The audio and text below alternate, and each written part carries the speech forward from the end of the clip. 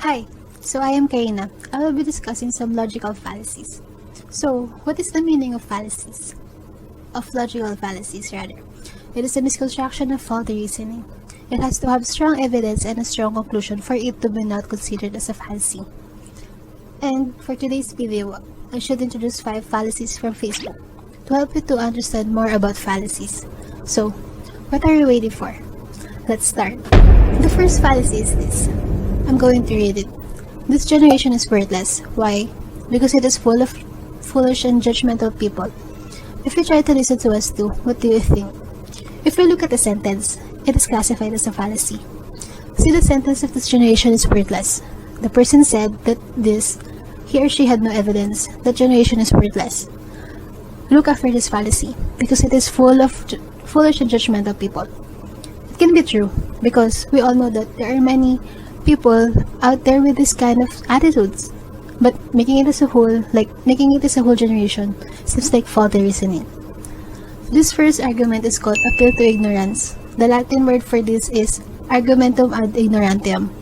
It is ignorance, obviously.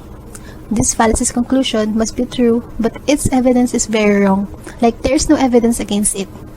That is why this is ad ignorantiam. Don't go to school anymore. You will die later on. What? I am a student, so I should not go to school because my life is already scheduled to die.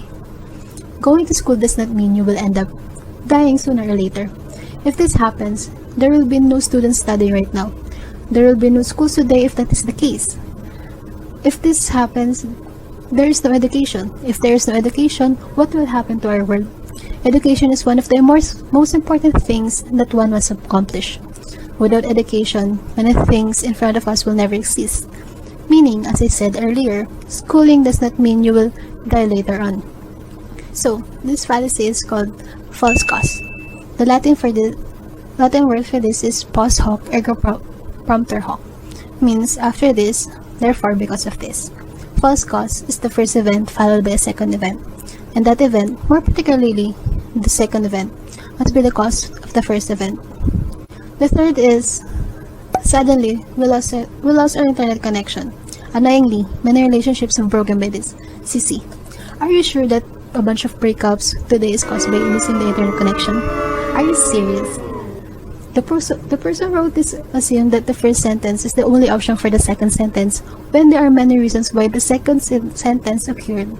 It does not mean that whenever the internet dies, there will occur a breakup. It does not mean that whenever the internet gets weak, the relationship of these people will also get weak and cold.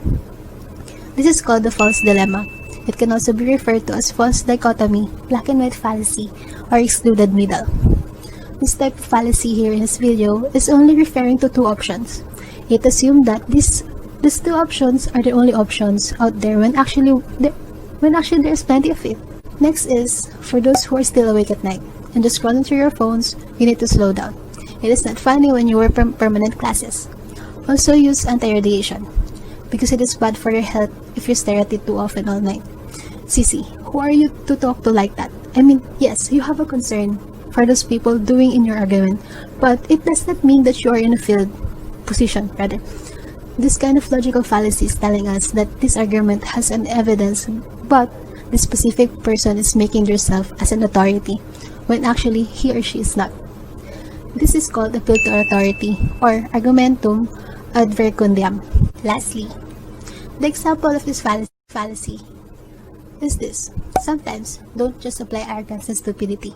Do your research first. Okay, so what are you trying to say in this argument? I mean, there should be an evidence to this, right? Yes, both sentences are true. The premise is true because we should not use first this kind of attitudes, but instead we should use our minds, our critical thinking. The conclusion is also true. So, Sisi, where is the proof in this argument? This last type of fallacy for today is about petitio principii in Latin. In English, it is called circular argument or begging the question. So, that is the 5 fallacies for today. And before we end this video, I'd be answering questions from you guys. So, let's pick something from the box.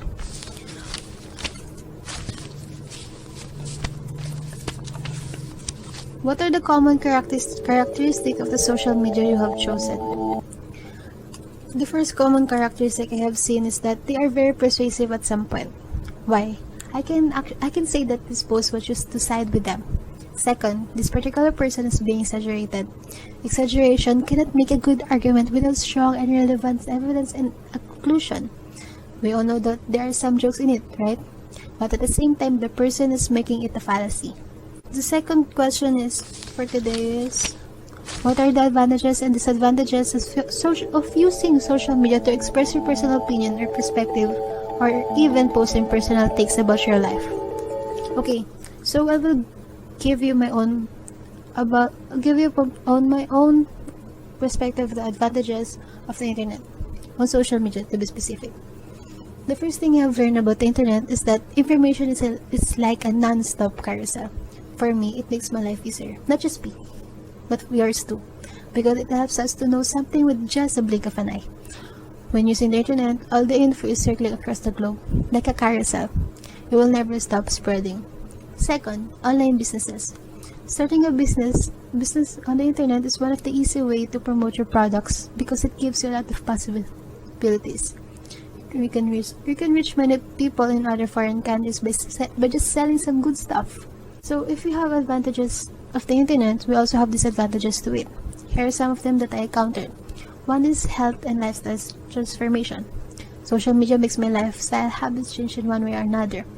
You know, it made me sit all day and stare direct on my phone just to scroll my social media accounts. Staying for too long, facing directly on the screen of your phone, laptop, or computer might ruin your eyesight. Second is privacy matters. On the internet, you have no privacy. I mean, whether your account is set in private or public, there will be a chance that someone can intrude your personal info and might use it against you. So let's go for the last question. How can you become a responsible user of social media through philosophical reasoning?